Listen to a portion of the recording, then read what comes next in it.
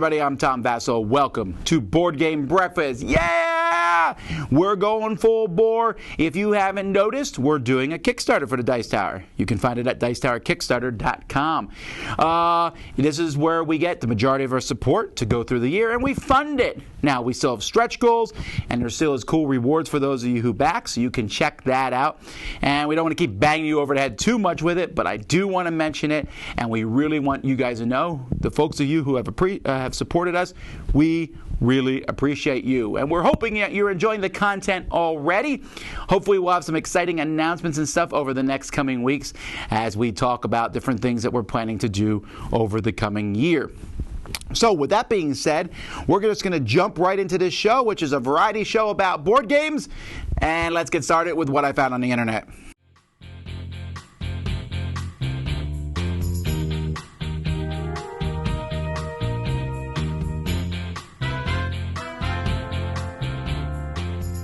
All right, this one's going to be a little bit of self-serving, but I wanted to mention this. I'm going to do this once in a while. The Dice Tower, most of you watch our video channel. We have all sorts of things. If you have noticed, one of the things that we do on the channel, Dice Tower, we do unboxing of games. We've actually moved that to a separate YouTube channel, Dice Tower Unboxings. So there's a playlist in our main channel thing where you can go right there. So you can subscribe to both, or if the unboxings were cluttering up your feed, now you don't have to. But we do lots of different videos. But one of the things that we do that a lot of people don't know about is we also do a podcast. The podcast came out way before the videos did. And my host, who's been the host now for 10 years, Eric Summer, or almost 10 years, Eric Summer is the host of the Dice Tower, co-host with me, and we do a audio show every other week. Now, the other week, where Eric and I aren't on, Mandy and Suzanne do it. So you're going to get 4 very different voices. All 4 of us like different games. And so one of the things that people like, and I like about the Dice Tower, is that we have diverse voices. I don't want us all to like and enjoy the same things. Well, I like us all to enjoy games, and I like us all to enjoy people. But other than that, I want different voices, and the podcasts are even more so. You know, if you think I don't talk enough about heavier Euro games, you'll hear that on the podcast. If you think I don't talk enough about roll and write games, you'll hear that on the podcast. And so this podcast comes out every week. One Tuesday, me and Eric. The next Tuesday, Mandy and Suzanne. And sometimes we mix it up and we're all together on that show. So if you've not listened to the Dice Tower podcast, I encourage you to do so. You can find it on our website at dicetower.com.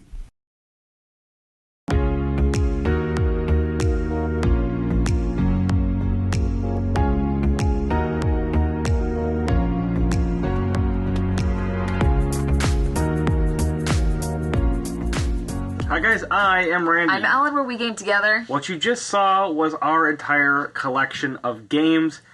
We decided that we have way too many games. Enough's we have enough. Right around 300 or so. Enough is enough. With like another 60 or 70 expansions. Yeah.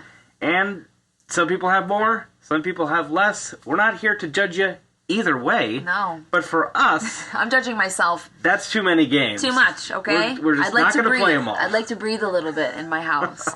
We have games in like 3 or 4 different rooms. We have them on shelves. We have them in boxes now because we just got a couple of shipments in from different areas and then from Dice Tower for reviews.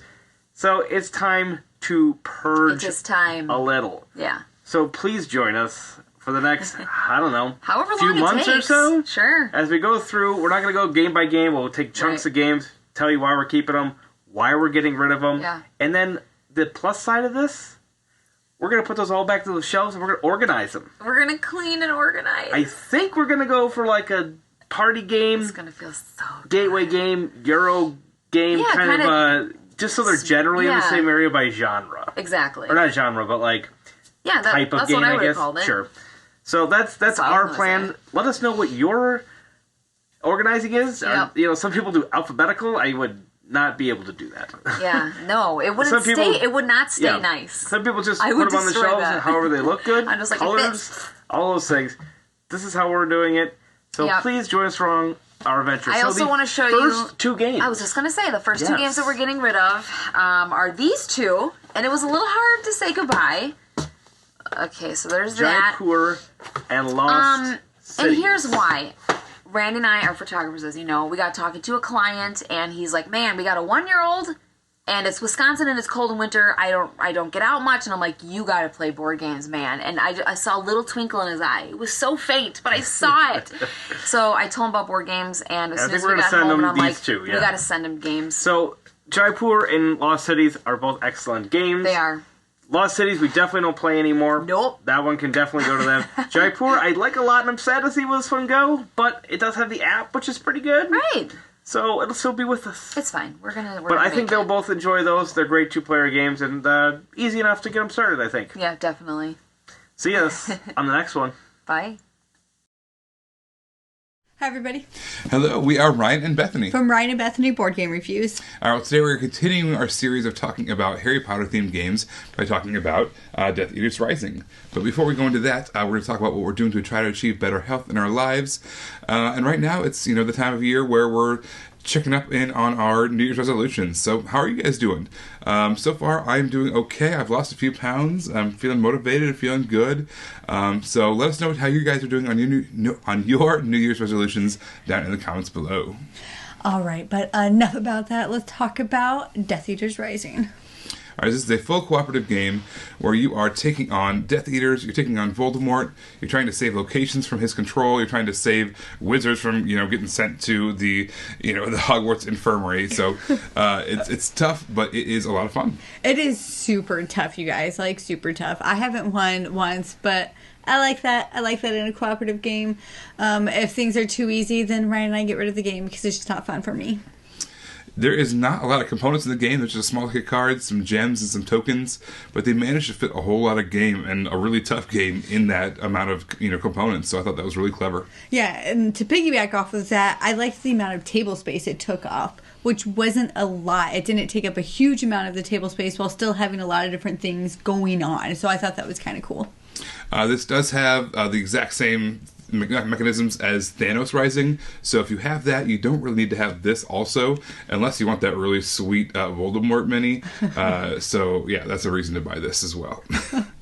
All right, well, if you want to hear our full thoughts on this, go ahead and check out our channel under Ryan and Bethany Board Game Reviews, or you can check us out on Facebook under Ryan and Bethany Board Game Reviews.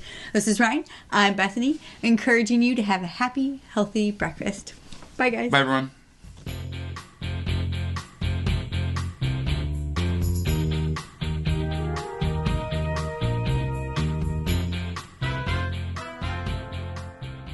So what's getting added to the library this week? Well, Circadian's First Light is going in. I'm putting in Humboldt's Great Voyage. I wasn't a huge fan of it, but I think somebody will possibly enjoy it, so we're sticking that in for now. Ship Shape from Rob Daviau. Expedition to Newdale for sure. Tiny Towns was already in the library, but now the expansion is tucked in the box. And Atlantis Rising is going in, along with a very, very gorgeous playmat. Woo! Lots of other games. The library is almost packed up. We're putting it on pallets this week to head to the cruise.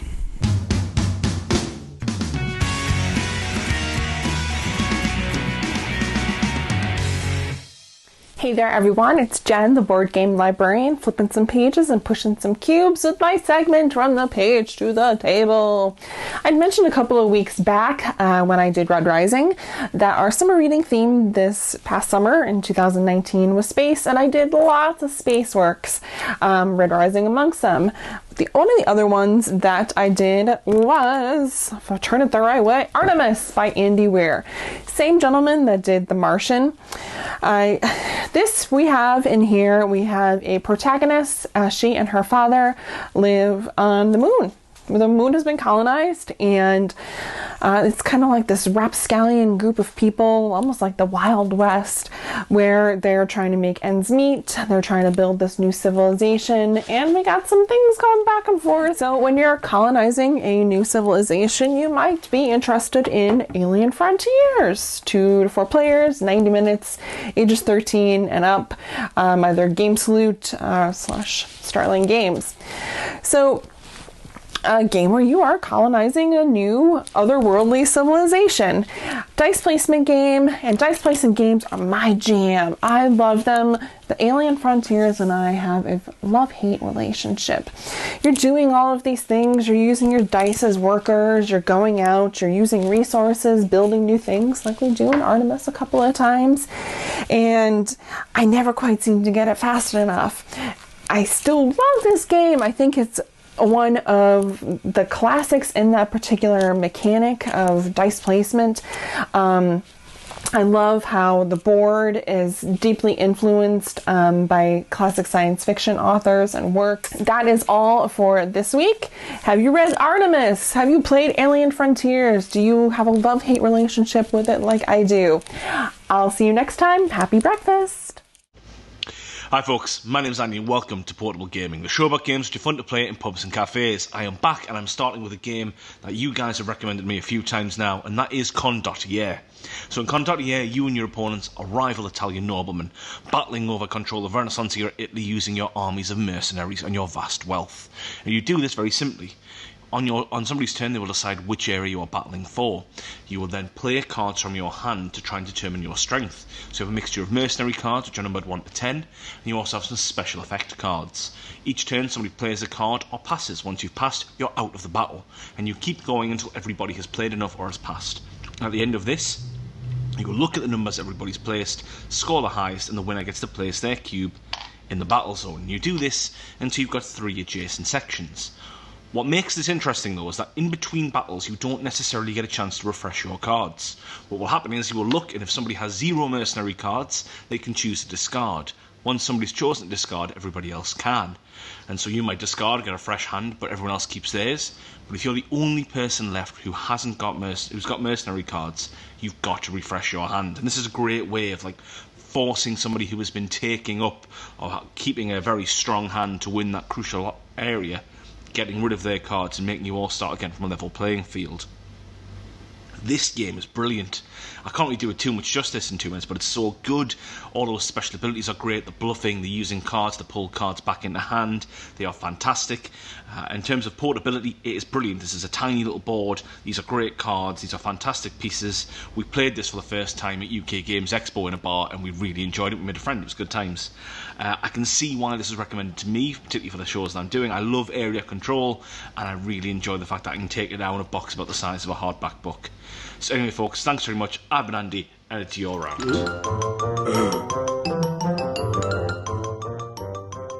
So what's coming from the Dice Tower this week? Well, we're going to be continuing our top 100 games of all time. 4 more of those will be coming this week. We're going to get all the way up to number 21.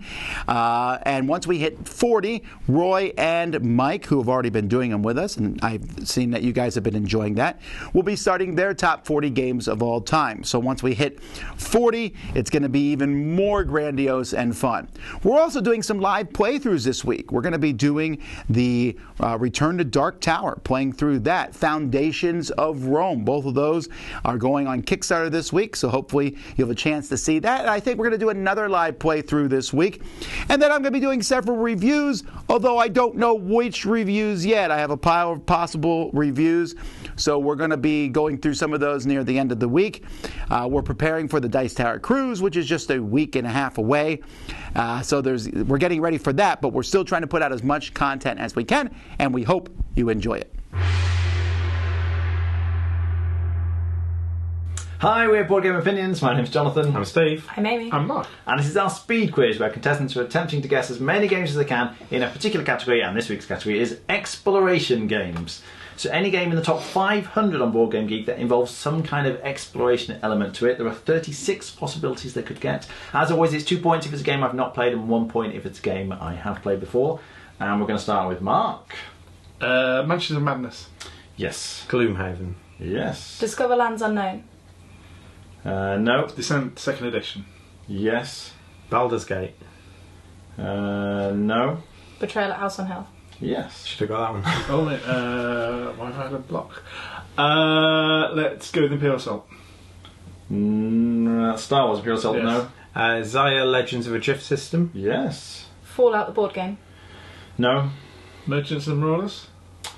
No. Magic Maze. Yes. This war of ours? This war of mine, Is it I'll mine? give you, yes. It's mine. Mage Cool. Knight. Yes. Yeah. Civilization. Sid Meier's Civilization. Yes, Yeah, I will that's give you good. that. Okay, I'm going to open it up to the floor. Twilight Imperium. No. Eclipse. No. Myth. No. Lord of the Rings, the card Oh. TCG. U-boot. No.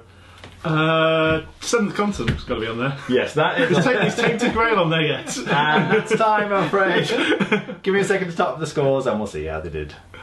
Alright, so the scores this week is very close this week. Amy got 3 and both Mark and Steve were tied with 4 points. So, wow, super, super close. The games you could have had were Above and Below, Escape Plan, Mice and Mystics, Pandemic Legacy Season 2. It's got some exploration in it. Runebound and Tales of the Arabian Nights, of course. Well, did you get any that they missed? Thanks very much for watching. We'll see you next time. Bye.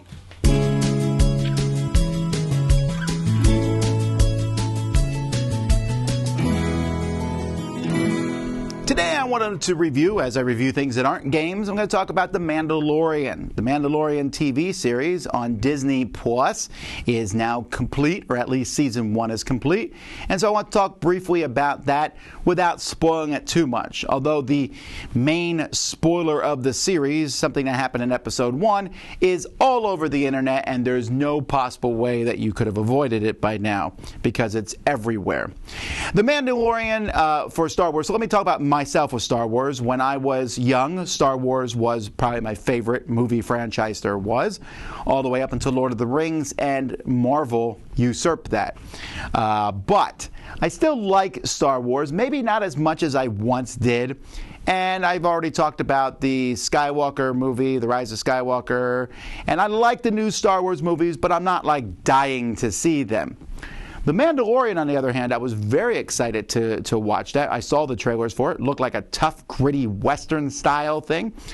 And I wondered, because it was coming on Disney Plus, which is a family-friendly channel, and I shouldn't have even wondered, honestly. The show is extremely family-friendly. I watched it with my whole family, and everyone has enjoyed it. Now, most of us have enjoyed it. If there's one thing, all of us like one character on the show, beyond a matter of fact. And I'm not talking about the main character, I'm talking about the second main character, who, if you watch again the first episode, or a bit on the internet, you know what I'm talking about. And that character is adored by the whole family, and anyone who doesn't like it would probably get kicked out of her family. That's how much we liked it. But the show itself is really well done. It's a slower-paced show in many ways, but it came together, I thought, in a really well-done ending. The last 2 episodes, which were a 2-part episode, came together in such a cool finale with, I think, better action sequences than I saw in the movies for the most part. The Mandalorian, for me, I like better than almost any of the Star Wars movies taken together. It's a good story with fantastic characters. The Mandalorian and his sidekick are 2 of the best characters on TV, period. And then all the different side characters that they meet throughout time, including bad guys and good guys, are fantastic. The main bad guy is extremely bad, really cool, and I'm really pumped to see the next season of this, although we'll have to wait for who knows how long till we see it.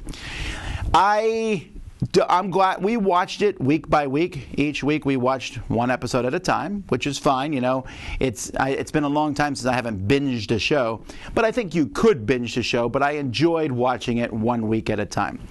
So for me, this gets an extremely high rating, like a 9.5 out of 10. There's almost 10 out of 10, honestly, because if I'm not going to give a show a 10, what else is there? It's, I think, my favorite show. I did like Umbrella Academy a lot, but I think it might be my favorite show that came out in 2019. Just fantastic. If you like Star Wars, I think you'll like it. And I think even if you don't like Star Wars, there's a good chance you'll enjoy it. If you like Westerns, it definitely has that vibe to it. If you just like good storytelling and good character creation and really good special effects, just across the board, I enjoyed it. Hey, what's up, Board Game Breakfast? I am Brian Drake, and this is a new installment. It's called You. Yes, You Can Paint. Well, I wanted to call it something like Painting Magic, but I felt like that was a little bit pretentious, even if I am a magician, right? But The whole point of this series is teaching you how easy it is to paint your models and miniatures. You said, but Brian, whoa, I don't play miniatures games. I play Euro games and things like that. But aren't there a ton of great Euro games that have wonderful plastic miniatures? I'm thinking like Anachrony, any of the games that you can picture on your shelf. Wow, that would look great with painted miniatures. Ghost Fighting Treasure Hunters, all these little games would look so amazing if those miniatures just popped a little bit more. So I'm going to be teaching you how to do that on this segment and show you how much easier it is than we really act like sometimes. Zenithal highlighting, that's today's topic. Basically, we're going to spray paint the figure with a black primer all the way around.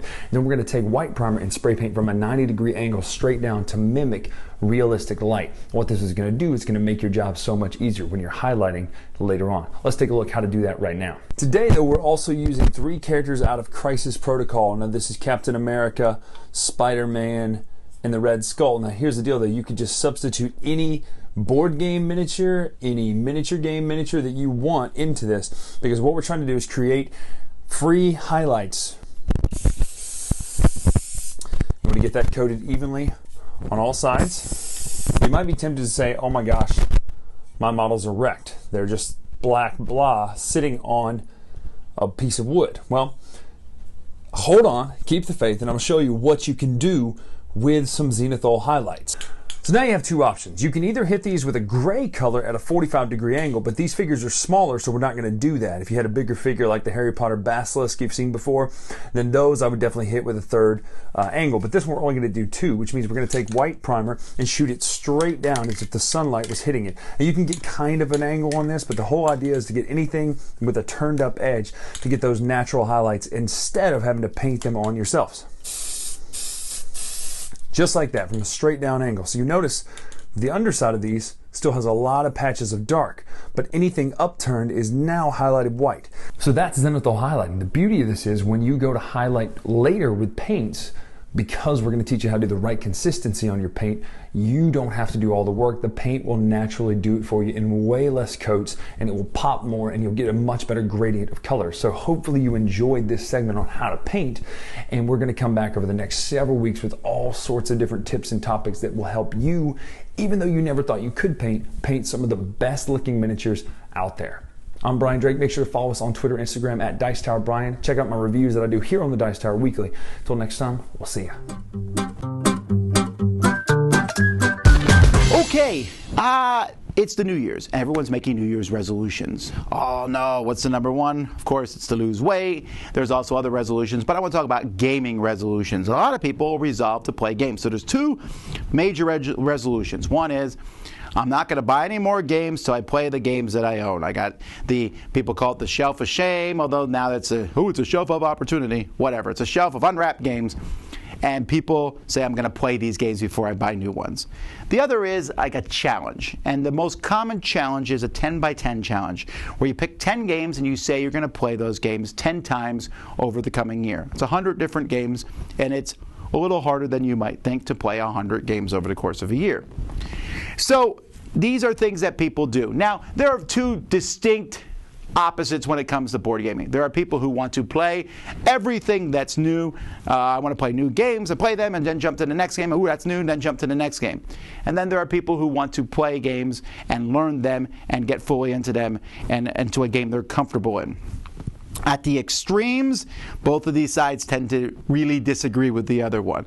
The people who are playing new games all the time say, I don't want to play these games because you already have all the strategies figured out, and I like the sense of discovery and excitement. The people who play the games for a long time say, hey, you're just scratching the surface, you're consumeristic, you just keep buying new stuff all the time. We want to learn and discover the intricacies of the game. I probably personally am leaning towards playing new stuff all the time. I like that sense of adventure, but both sides have their own thing that they like and good points, and that's fine. The 10 for 10, though, is kind of leaning towards the learn to get the game better. And I think this is not a bad thing. I think it's a good thing maybe to make a resolution. But this is what I would say. I would never try to stop somebody from a resolution that they make in this 10 for 10. But I do want to remind people that gaming is fun. And so I've seen occasionally, sometimes people are like, oh, I played this game and I'm sick of it. But I said 10 for 10. I got 4 more plays of it. We're going to get them in. Why? No resolution is that important, I think. Gaming is meant to be fun, and if you're doing it just to cross off a mark and, oh, I played this game 10 times, I don't think it's worth it. I mean, it might be worth it to make yourself play a game a few more times to see the depth and intricacies of that game.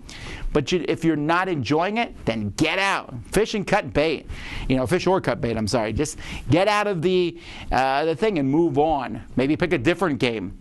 And if you don't finish the 10 by 10, you're not a lesser gamer. Now, some people have 100 by 1, 100 different games won. Goals are good. I'm a big fan of goals. I like to make goals in my own life.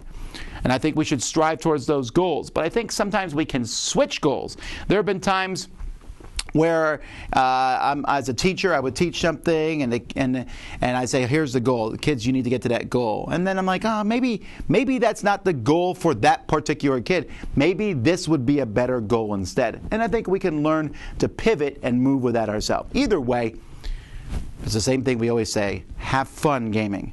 I don't care what your goals are, as long as you and the folks around you are having fun.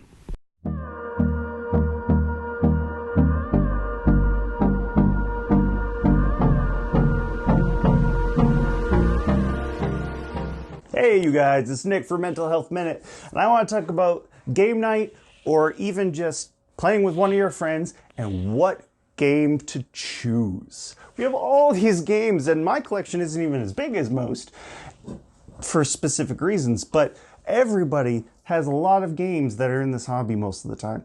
And how do you choose which one? Do you cater to your playgroup and think, well, I got a bunch of people here that are into these kinds of things, so we'll try this kind of game? Or, honestly, do you do like me and just say, I'm in the mood to play this game. Let's see if they are, and we'll play it. And I'll explain it. Do you do it based off theme? Do you do it off mechanics? Do you do it off of gameplay style? Do you do it off of what you just saw and felt like doing that day? It's hard because our brain has different reasons for making all the choices they make, and they can kind of come hand in hand with the game choice that you have. Who knows? Some people do it based on who they're playing with. They're like, this probably wouldn't be into Euros. This person probably wouldn't be into American games. That kind of thing.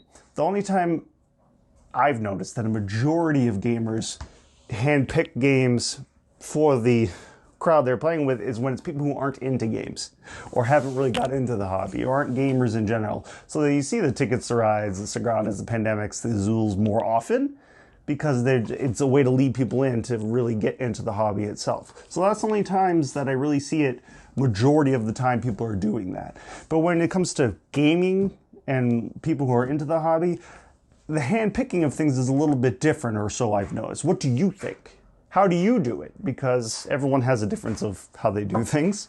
So, thanks again for watching. My name's Nick, Mental Health Minute. Enjoy your breakfast. Well, hi everybody. I'm Doug Jr. And I'm Doug the Third. And you're watching a Fellowship of Meeples with Doug and Doug Gaming. Have you ever taken some games to a party or gathering only to find out that nobody wanted to play? Unfortunately, lots of the things that we find as gateway games can still be overwhelming and overcomplicated for a lot of new gamers. Well, I've discovered a party game that is fun and simple. It's called Trophies by Facade Games. Trophies can play from 2 to 30 people, and game time can be adjusted based on how many points you choose to achieve victory. And the game goes like this. Name something at a wedding that starts with L. Or name a bird that starts with the letter A. That's it. Doug just taught you the game. The first person that shouts out an answer that fits with the clue gets that card, which represents a point. The person reading the cards dictates who gets the points based on who answers first, but also if their answer corresponds well to what the clue was. Now, we played this super simple game dozens of times over the holidays, and people absolutely loved it. We laughed so hard at some of the goofy answers that people would shout out. People that were sitting nearby that weren't even supposed to be playing would shout out answers because they would hear the clue and just have to respond. And you might be wondering, why is the game called Trophies? Well, when you win the game, you get this lovely little trophy. It is very tiny. It's actually got some density to it, but you get to hold it up and march around with it to show that you won and brag to all your friends. I can honestly say that this is a game that I highly recommend for people that are hard to get involved. And for a lot of us experienced gamers, no, this isn't a hardcore adventure thriller game, but the core of it is that it is fun, and that's what we game for, to have fun. Well, that's it for today's episode. Thanks for joining us. We'll see you next time. And that's it for another Board Game Breakfast. Thanks so much for watching. We'll have a live Board Game Breakfast this Thursday. And later on today, we'll be continuing the top 100 games of all time. Once again, thank you to all those of you who support our Kickstarter. You can check it out again if you haven't done it yet at DicetowerKickstarter.com. But it's time to get cracking and talking about games. Here we go! Thanks for watching Board Game Breakfast. Tune in each week for your daily dose of gaming goodness with Tom Vasel and all the gang. Until next time, I'm Eric Summerer, and you've been watching Board Game Breakfast, a Dice Tower production. Thanks so much for watching another Dice Tower video. If you enjoy our videos, subscribe to the channel for more fun, comprehensive board game coverage. Also, consider joining us at one of our events. Come to Dice Tower Retreat, a small, intimate gathering where gaming is king. Join us for Dice Tower Cruise, the largest board game cruise. Attend Dice Tower West in Las Vegas for gaming fun on the West Coast, or Dice Tower East in Orlando in sunny Florida. Dice Tower Conventions, the friendliest gaming conventions on Earth. I'm Eric Summerer, and you've been watching The Dice Tower.